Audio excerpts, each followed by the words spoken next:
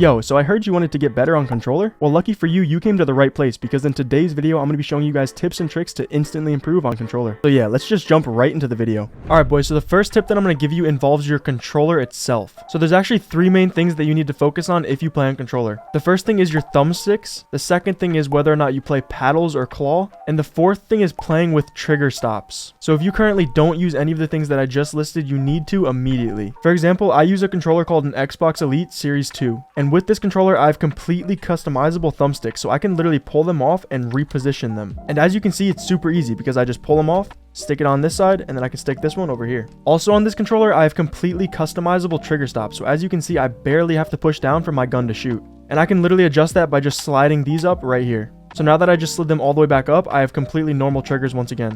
But right when I push it right back down, you can really see how it affects my triggers. And lastly, of course, with this controller, I do have 4 paddles on the back. And these paddles really come in clutch because they allow me to bind all 4 of these buttons to my back paddles. So what this means is that I can leave my right thumb on this thumbstick at all times. And if you don't play paddles or claw, you're gonna have to take this thumb off this thumbstick to press these 4 buttons over here. And this can really mess you up in game because there's a split second when you take your thumb off your thumbstick to press these buttons. And in that time, you cannot move this thumbstick here. So a good example in Fortnite is when you go to do side jumps. You know, you have to get your high walls and then you have to jump. So I have to take my thumbstick off here to press this button to jump. So I'd have to go like that and then bring it right back over here. And you can see how easily you can mess up by doing that. But since I have paddles on the back, I actually bounded my jump button to this paddle here. So if I want to jump, I can just press it with this finger here instead of having to take my thumb off this thumbstick to press it. So notice how when I do a side jump, my right thumb stays on the thumbstick at all times. You notice how I did not move it off? And that's a little trick that you can use to instantly improve on controller. And the next one that I really want to cover is your thumbsticks. If you look at my thumbsticks, you can clearly see that the right one is raised up a little higher than the left one. And this is something that I really recommend that you do. But don't worry, you don't need an Xbox Elite controller to raise your thumbsticks just like this. What you guys can go ahead and do is buy yourself some control freaks. And with these control freaks, you can literally just put them right on your thumbstick like this. So now it's raised up a little higher. And then you simply just go ahead and put that right back on your controller. And now as you can see, this right thumbstick is a little bit higher, and now I also have better grip on this thumbstick as well. And if you guys didn't know, these control freaks come in many different styles and colors, so you can customize it however you want. But yeah, if you can't get your hands on an Xbox Elite controller, definitely get some control freaks and you will instantly improve, I promise you. And then of course, the last thing that I was talking about were these trigger stops here. When I set my trigger stops back to normal, you can see how far I have to press my trigger down for my gun to shoot. So by turning these trigger stops on, it allows my time to shoot to be way quicker. Just look at this.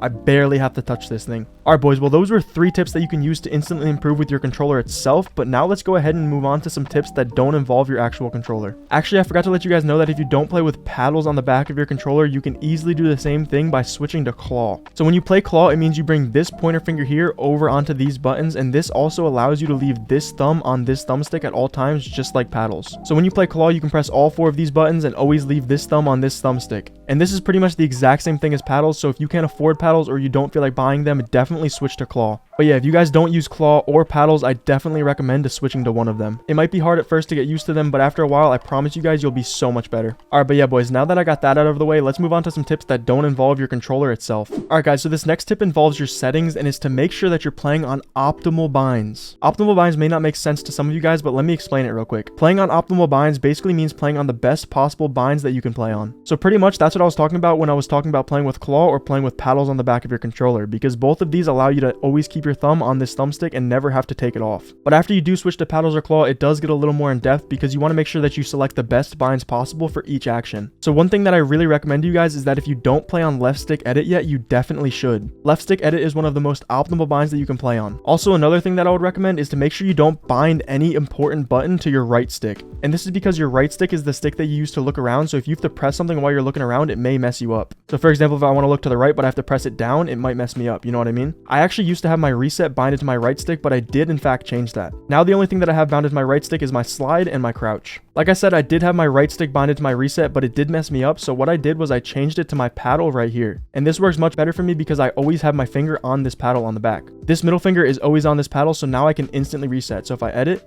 I can just reset right away. And that's what I mean by making sure that you play on optimal binds. You want to make sure that you can press the button right away at any time and you don't have to move a finger to get to that button. So hopefully now it makes a little more sense why I was saying you want to have your thumb always on this right stick and you don't want to have to move it to press these buttons here. Making optimal binds does get a lot more confusing than this because it depends if you play claw, normal, or paddles. So if you guys want a full video, let me know in the comments down below. And if you guys really want that video, I'll make sure to make one in the future. But yeah, let's go ahead and move on to the next tip. And the next really important tip that I have for you guys is to make sure you're playing on the perfect sensitivity for you. And each sensitivity may be different for each controller or your playstyle, so you can't just copy a pro's settings and become a god. But what you can do is copy a pro's settings and then adjust it from there, but you can't just copy them and use the same exact settings. One really important setting that's different for every single controller is your dead zone. So now I'm going to go ahead and show you how to find your perfect dead zone sensitivity. What you guys want to do is go ahead and head into your settings and then scroll all the way down until you see dead zone. And once you're here, you're going to turn both your left stick and your right stick all the way down to 5% each. And then what you're going to do is you're going to make micro movements in every single direction. So what I mean by a micro movement is the smallest movement possible that you can make with your right stick.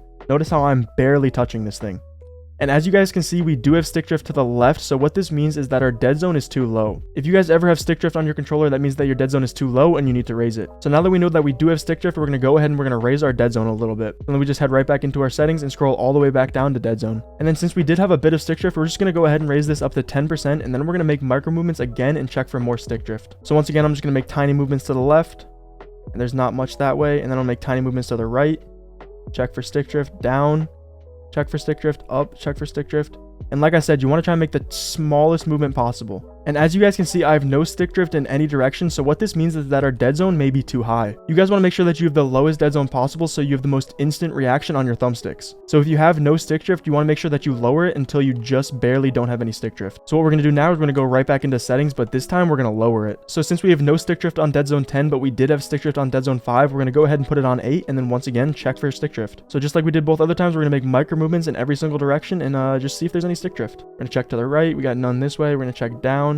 We also got none this way. We're going to check up. There is a little tiny bit. See, I'm not touching my thumbstick, but that's not that much. To be honest, that much stick drift doesn't matter at all. So if you have barely any stick drift like that, it's completely fine. And yeah, there's a little bit to the left as well. And honestly, that's a little too much for me. So what I'm going to do is I'm going to raise it up to 9, and then I think we should be good. So yeah, I'm just going to put both of these dead zones up to 9, and then just do a little check.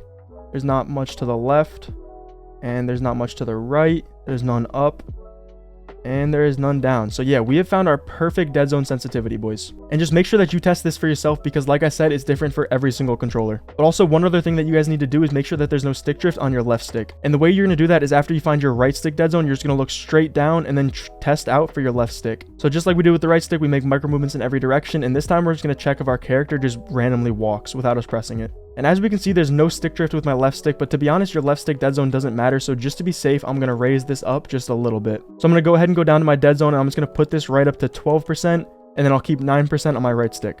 So yeah, boys, these are my perfect dead zone sensitivities, so definitely make sure you do this for yourself. And honestly, guys, there's so many other important sensitivities that you need to find besides just your dead zone. So for example, you need to find your build in your edit mode, your look horizontal speed and look vertical speed, and of course your ADS speed, like your horizontal, vertical, and your boost. So I've actually made a full video on how to find your perfect sense, and I honestly feel like it's one of the best ways to instantly improve on controller. Because as you guys probably know, your sensitivity is so important to becoming the player that you want to be. So if you want to find your perfect sense as well, make sure you guys click the video in the top right corner right now and watch that whole thing. You guys will love it, I promise. Alright boys, well that's all I have for this video, and if you did enjoy it or you found something useful, make sure you drop a sub because over 80% of the people who watch my videos are not subscribed. Also, if you do want to support me a little more, consider using code Vizeloo in the Fortnite item shop. It's by far the best way to support me, so I really appreciate everyone who uses my code. And if you did enjoy this video, you'll definitely enjoy the one that I'm putting on the screen right now. But yeah boys, with all that said, I will catch you guys in the next one. Take care and peace.